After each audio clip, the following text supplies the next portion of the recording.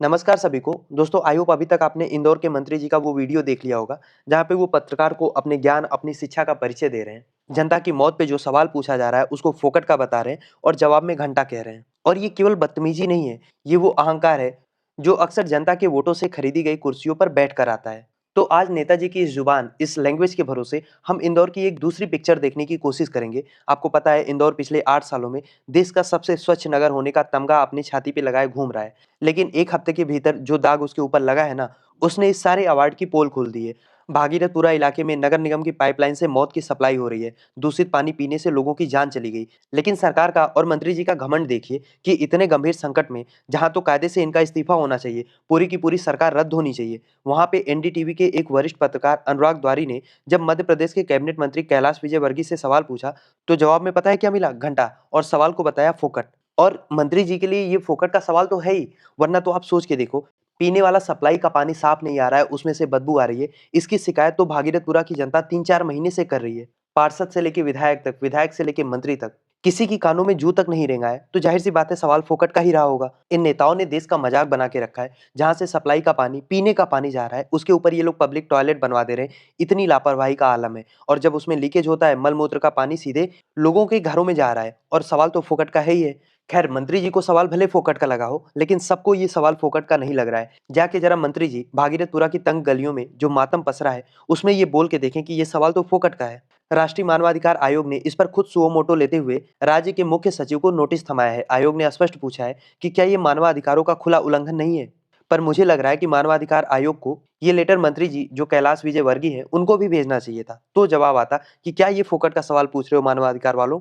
खैर, मुख्यमंत्री मोहन यादव ने मरने वालों के परिवारजनों को 2-2 लाख रुपए की मदद की भी बात की है। आप सोचो, 2 लाख रुपए! आज के समय में लोग इतना पैसा कहाँ रखेंगे? कहीं इनकम टैक्स का छापा ना पड़ जाए। इसके अलावा मुफ्त इलाज की भी बात की है। हाँ, ये अलग बात है कि बात कैमरे पे की है। हॉस्पिटल में जाइए तो आपको पता चलेगा कि हॉस्पिटल वाले मरीजों से कहीं 5,000, 10,000, 50,000, जिससे जितना ले पा रहे हैं, ले रहे हैं।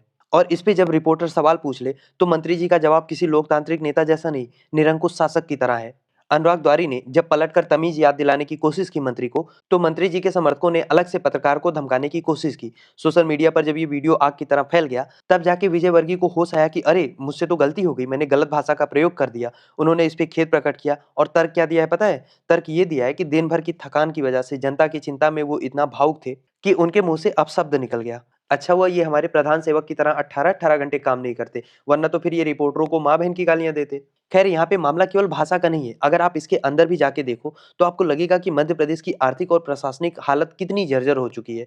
मध्य प्रदेश पे जो कर्ज का बोझ है, वो 4.65 लाख करोड़ तक पहुंच चुका है, जो राज्य के कुल बजट से बहुत ज्यादा है। हालांकि इंदौर की म्युनिसिपल कॉर्पोरेशन के पास सफाई के इवेंट्स पे खर्च करने के लिए करोड़ों रुपए हैं, लेकिन वहां की पुरानी गलियों की सड़ती हुई पाइपलाइन बदलने के लिए फंड्स की कमी का रोना रोना इनको आता है। और मामला यही नहीं है। अगर बात हो रही है तो बात दूर तक जानी चाहिए। अगर हम मध्य प्रदेश के हेल्थ इंडिकेटर्स की बात करें, तो 2025 के नवीनतम शोध पत्रों और एनएफएचएस 5 के तुलनात्मक अध्ययन बता रहे हैं कि मध्य प्रदेश में कुपोषण एक महामारी का रूप ले चुका है। राज्य में 10 लाख से ज्यादा बच्चे कुपोषित हैं। गंभीर कुपोषण की राष्ट्रीय औसत दर 5.4 है, जबकि मध्य प्रदेश की 7.79% है। और ये आंकड़े बता रहे हैं कि मामला केवल एक क्षेत्र में लापरवाही का नहीं है। ऐसा नहीं है कि ये जो केवल पाइपलाइन वाला केस हुआ है, ये एक एक्सीडेंटल केस है। नहीं, दरअसल जो पूरा नीचे से जर्जर हो चुका है मध्य प्रदेश का सिस्टम, ये उसकी कहानी है। आप कोई भी आंकड़े उठा के देख लो, आपको पता चलेगा कि राज्य में बच्चों और महिलाओं के स्वास्थ्य की क्या स्थिति है।